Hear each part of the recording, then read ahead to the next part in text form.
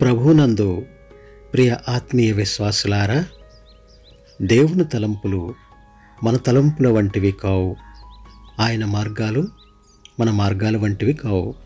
భౌతిక, ఆధ్యాత్మిక ప్రపంచాలు రెంటిలోనూ ఒత్తిడి ఎక్కువైన కొద్దీ శక్తి అధికమవుతుంది అన్న సూత్రం వాస్తవమే.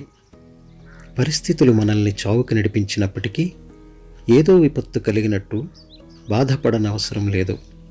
దేవునిపై నమ్మకం పెట్టుకుని ఓపికతో కనిపెడితే తన అఖండ శక్తిని ప్రదర్శించే అవకాశాన్ని ఆయనకు అందించిన వారమవుతాము.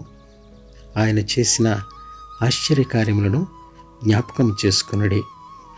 ఎడారిలో సెలయేర్లు అనే ఈ ఆధ్యాత్మిక పఠనము మీ ఆధ్యాత్మిక జీవితాలను మరింత బలపరిచే దిశగా నడిపిస్తుందని దేవుని నామములో ప్రార్థిస్తున్నాను.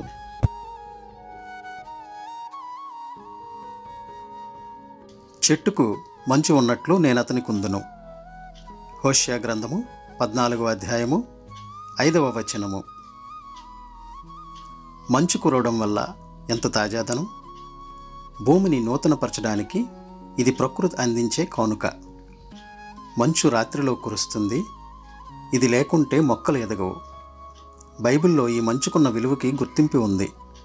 దీన్ని ఆత్మీయ తాజాదనానికి సాదృశ్యంగా వాడారు.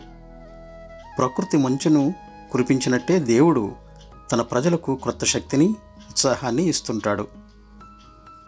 తీతుకు వ్రాసిన పత్రిక 3వ అధ్యాయము 5లో ఈ ఆత్మీయ తాజాదనాన్ని గురించిన ప్రసక్తి పరిశుద్ధాత్మని పరిచర్య గురించి చెప్పే సందర్భంలో కనిపిస్తుంది. పరిశుద్ధాత్మ నూతన స్వభావమును కలిగిచేయును. చాలామంది దైవ సేవకులు కూడా ఈ పరలోకపు మంచుకున్న ప్రాముఖ్యత గురించి పట్టించుకోరు. అందువల్ల వాళ్లలో స్వచ్ఛత, చురుకుదనం ఉండవు. మంచు లేక వాళ్ల ఆత్మలు తోటకూర కాడల్లా వేలాడుతూ ఉంటాయి. నా తోటి సేవకుల్లారా, భోజనం చేయకుండా శ్రమించి పనిచేస్తుండే కూలివాడి గతి ఏమవుతుందో మీకు తెలుసు కదా. అలాగే పరలోకపు మన్నాను తినకుండా తన తోటి వారికి వాక్య పరిచర్య చేయబూనుకునే వాళ్ల గతి కూడా అంతే. అప్పుడప్పుడు ఆత్మీయ ఆహారం తీసుకుంటామంటే కుదరదు. ప్రతినిత్యం పరిశుద్ధాత్మ సహాయంతో నువ్వు నూతనత్వం పొందాలి. నీలో ప్రతి అణువు జీవంతో ఉట్టిపడుతూ ఉరకలేస్తున్న స్థితికి, నువ్వు నీరసించిపోయి కళ్ళు తేలేసిన స్థితికి తేడా నీకే తెలుస్తుంది కదా. నిశ్చలమైన ధ్యానం, వాక్యాన్ని పంట పట్టించుకునే శ్రద్ధ నీ మీద మంచు కురవడానికి సహాయం చేస్తాయి. రాత్రివేళల్లో ఆకులన్నీ నిశ్చలంగా ఉన్నప్పుడు వాటి రంధ్రాలు తెరుచుకుని ఆకాశపు మంచును జుర్రుకుంటాయి.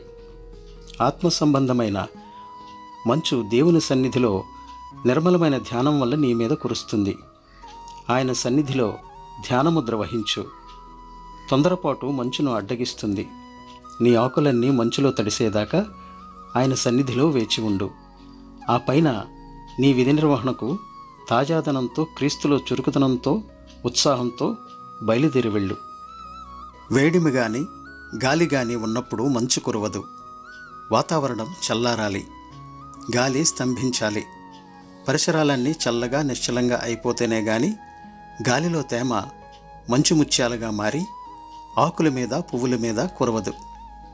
అలానే మనిషి హృదయం కూడా ఆ ప్రశాంత గంభీర ముద్ర వహించి మౌనంగా నిశ్చలంగా ఉన్నప్పుడే ఆ హృదయంలోకి దిగివస్తాడు. నీ నిశ్చలత్వపు మంచు కురిపించు. ప్రభు, నా అసహనాన్ని ఖండించు. కదులుతూ మెదులుతూ కలవరపడే నా మనస్సులో నీ శాంతిని స్థాపించు. కోరికలతో వేసారిన నా హృదయంలోకి నీ చల్లని ఊపిరి పంపించు. భూకంప అగ్నిజ్వాలల్లో వినబడే నీ కోమల స్వరాన్ని వినిపించు.